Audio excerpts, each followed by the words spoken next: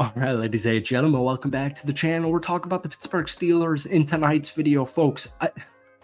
They're 6-2. The Pittsburgh Steelers are 6-2. Now they're currently in a bye week, and I get it. They have the hardest strength of schedule by advanced statistics. Hold on, let me adjust my contact lenses. Let me readjust my pad, my tampon. It's moving around a little bit. The Pittsburgh Steelers are 6-2. Folks, their offense just ripped a season-high 426 total yards of offense. That 426 yards of offense eclipsed their former previous high in a game of yardage of 409. Wait, let me check my notes. That was 1 week ago against the New York Jets. Oh, that was another game Russell Wilson started. It's the first time since 2018 that the Pittsburgh Steelers have eclipsed the 400-yard mark in back-to-back games. That is huge. This offense has reached the next level. But folks, before we get any further into tonight's video, hit that like button, hit that sub button. This video, shout out to sponsored BetUS. More on that in just a minute. But guys, if we try and get this video to 250 likes, folks, that would mean the absolute world to me. Russell Wilson has taken this offense to the next level.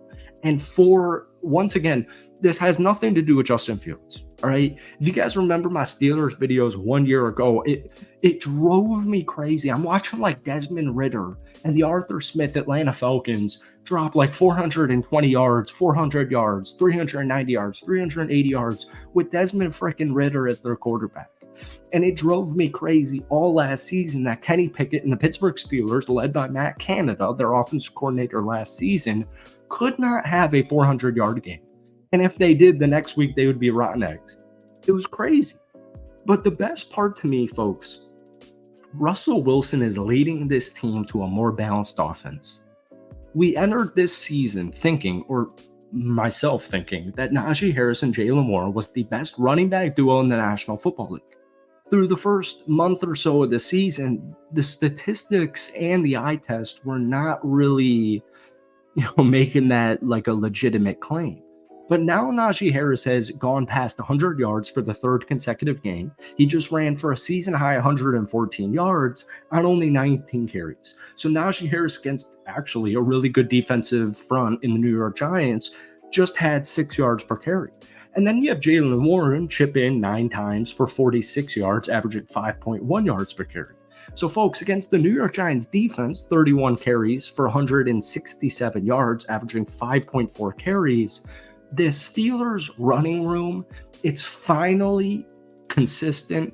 It's finally reliable, like we knew it was going to be or should have been the whole time. Now, once again, I understand the offensive line.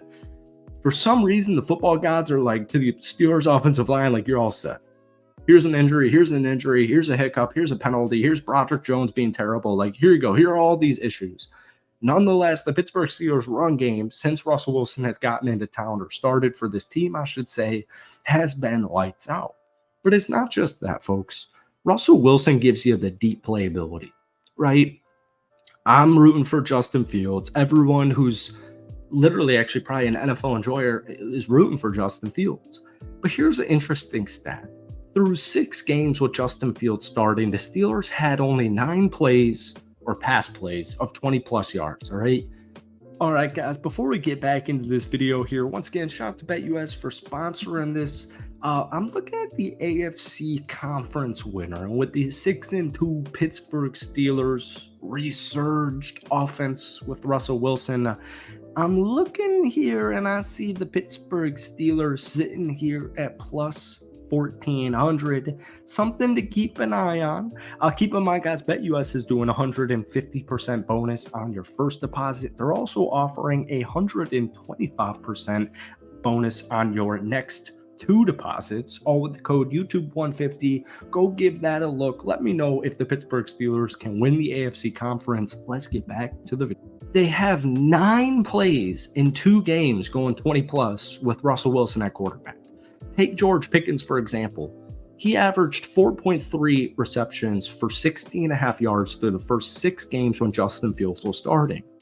Now with Russell Wilson in the last 2 weeks, you're still seeing the same amount of catches at 4.5, but it's not 60.5 yards per game. In the 2 games with Russell Wilson being the starting quarterback, George Pickens has averaged 92.5 yards per contest.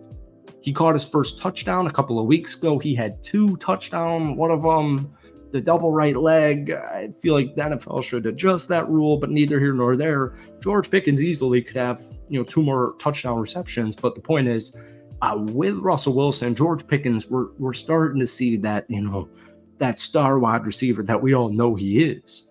But folks, it's not even just that. Calvin Austin III and Van Jefferson just had their best games of the season. Over the first 6 weeks, Calvin Austin had 10 catches for 167 yards and a touchdown, and Van Jefferson had just 8 catches for 62 yards. Now, over the last 2 weeks, Calvin has 4 catches for 90 yards and a touchdown, and Van Jefferson has 77 yards on 6 catches and a touchdown. In that Giants game specifically, Van Jefferson finished 4 catches, 62 yards. Calvin Austin, 3 catches for 54 yards and that touchdown. Keep in mind, it was tied at halftime against the New York Giants at home on primetime television. Calvin Austin broke it wide open to the punt return touchdown right after halftime.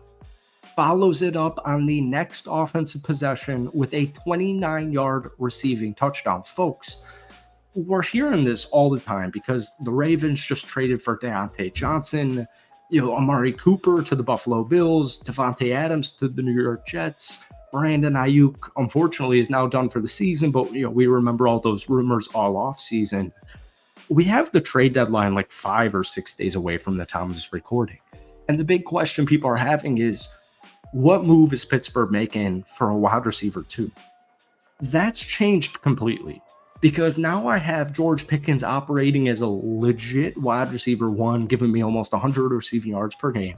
And I also have Calvin Austin averaging like 35 per game, and Van Jefferson's resurgence in the last 2 weeks.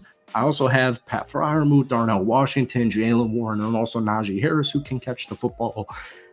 But if you see a wide receiver trade from Pittsburgh this upcoming week, it's probably going to be for a Mike Williams. It's probably going to be for a Darius Slayton. It's not going to be a Cooper Kupp, Brandon Ayuk, Amari Cooper, Devontae Adams. It's not going to be one of those big baller trades.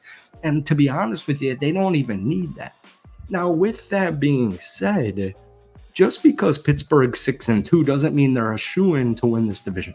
Doesn't mean they're even a shoo-in to win the playoffs. Now, granted, if they can even go 4-6 in their next 10 games, you're in the playoffs. You're 10-7 and no AFC 10-7 team since the 17-game adjustment has missed the playoffs. But you play the Ravens, you play the Browns with Jameis Winston, you play the Cincinnati Bengals 2 more times. Stupid penalties like Broderick's face mask, stupid penalties and errors. Slow starts, they have to be cleaned up. You have a 10-game stretch or a 10-day stretch, where you play 3 games. That's against the Philadelphia Eagles, the Baltimore Ravens, and the Kansas City Chiefs in December. The first of those 2 against Philadelphia and Baltimore, those are on the road. It is the hardest remaining schedule based off, strength of schedule or whatever in the NFL. It's number 1. If Pittsburgh, I think the metric I was going for was 2-6. That math doesn't check out. You'd be 8-9. Nonetheless, the Pittsburgh Steelers have a really difficult schedule, mainly divisional.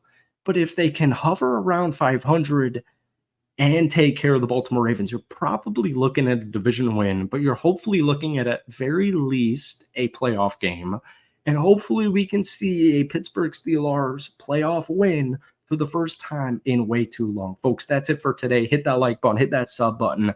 Let me know down below your thoughts on the Pittsburgh Steelers through the first half of the season. Shout out to BetUS for sponsoring this video, and we will see you in a couple of days. Peace.